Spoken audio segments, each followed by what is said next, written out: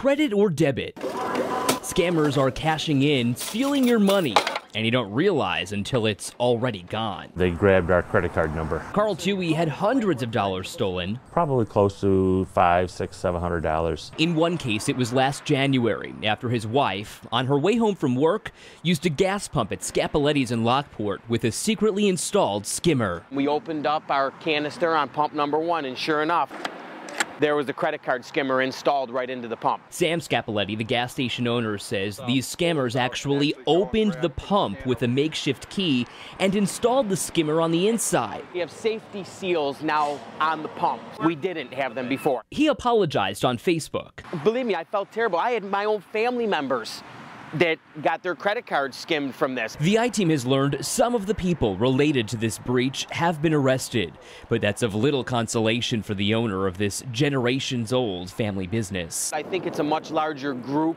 that was involved than just the people that were found guilty. So you still think there are other people out there? Absolutely. This is now the new organized crime. Set up, sophisticated.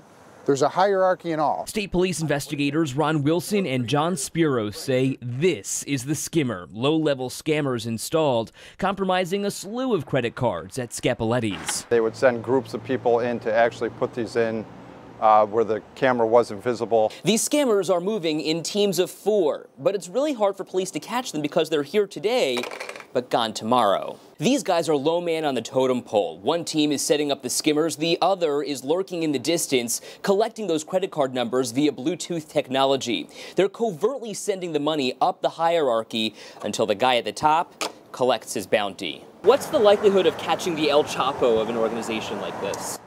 I think the El Chapo in that is probably overseas. Lower-level criminals are coming into Western New York, some from the South, according to police, with familial ties to the area.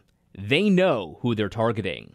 They flew into Connecticut. They rented a car, and they would just hit a bunch of places down the 90 corridor. They try and throw off the bank's fraud detection services by using these compromised cards between Buffalo and Albany.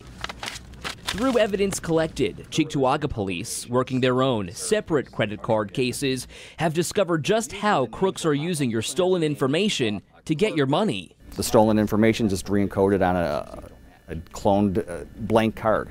Even though what's on this card says one thing, what's on there is actually the victim's information. So when they scan it, they go to the store, they're actually stealing the victim's account information. Detective Jim Jensen says these criminals are sometimes damaging credit card chips so they don't work when inserted and will swipe at the register instead. Anything with a magnetic strip can be used. This is possibly, it's a Dunkin' Donuts card, and it's been re-encoded with something else. It's not a matter of if you're going to be compromised. You are at some point. How do I stop myself from being compromised? Pick the right bank and credit card company. They say it's the banks that lose, but it's the businesses that are trying to maintain their reputation. I want them to feel like they're comfortable. We went to every extent to take care of them. Ed Ranch, 7 Eyewitness News.